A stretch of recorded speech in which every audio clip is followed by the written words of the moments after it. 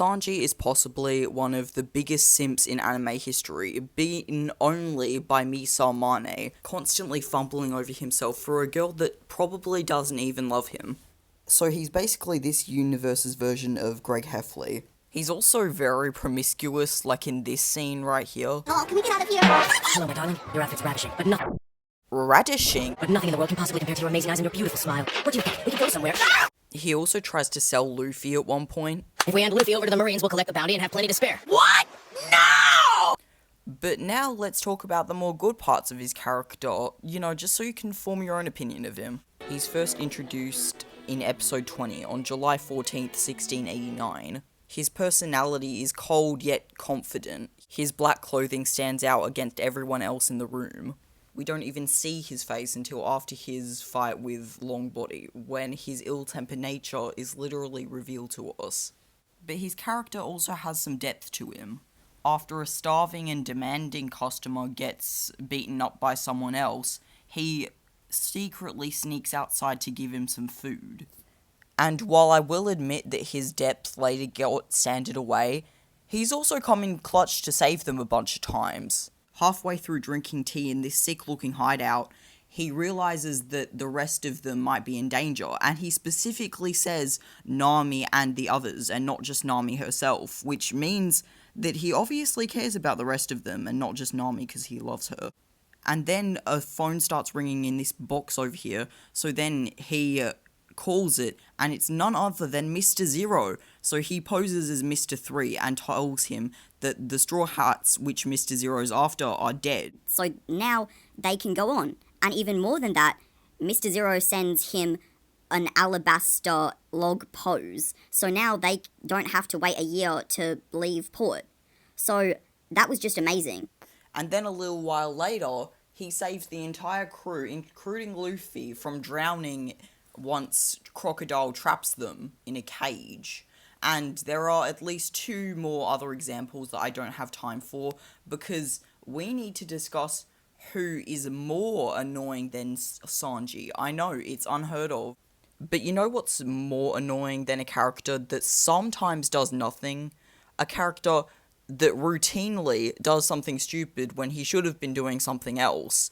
That's right, I am of course talking about none other than Usopp. At some point, he basically feels like a carbon copy of Luffy. Sure, he contributes to all the funny moments like these, but he keeps contributing to Luffy's jokes. But he can't compete. It's like he's trying to be something that he isn't. And all of this stuff, along with many other things, definitely comes to a head with the argument scene from episode 234. Usopp starts off the argument by saying, What is it? Tell me!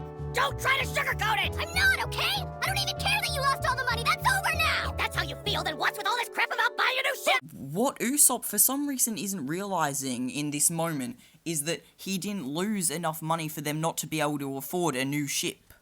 How can you just sit here when he's making jokes about getting a new ship? I'm not joking about anything! This was a hard decision for me, too! Oh yeah, I feel really sorry for you! Wait, what? Does that mean that he cares more about a ship more than his supposed best friend for life? That is rough. And even after he tells him point blank that the ship will sink because it's too damaged to function, he still continues the argument. This is stupid! You got fooled by a bunch of salesmen trying to pawn off a used boat! Luffy I know wouldn't cave into some sales pitch from a total stranger! Well, the Usopp Luffy knows wouldn't put his best friend below a ship. And so the argument continues going, getting more and more ridiculous and shameful, until eventually he gets beaten into a perfectly good coffee table. Like, come on. But anyway, then he tries to make it seem like Luffy was throwing him out because he was too weak and all this other stuff, rather than him being a total piece of shit. So he's using his own weakness as a leverage against anyone who opposes him. And, I may not have a way with words, but that seems pretty manipulative. It's the classic trick of when you're losing one argument, pivot to an even stupider argument so that people will be too taken aback to even argue with you.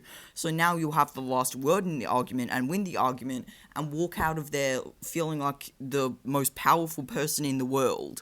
Everything by the book. And then later during the fight scene, he uses an impact dial on Luffy. Where did you get that? How long have you had that for? Why didn't you just use it with the people you were bargaining with to get your money back?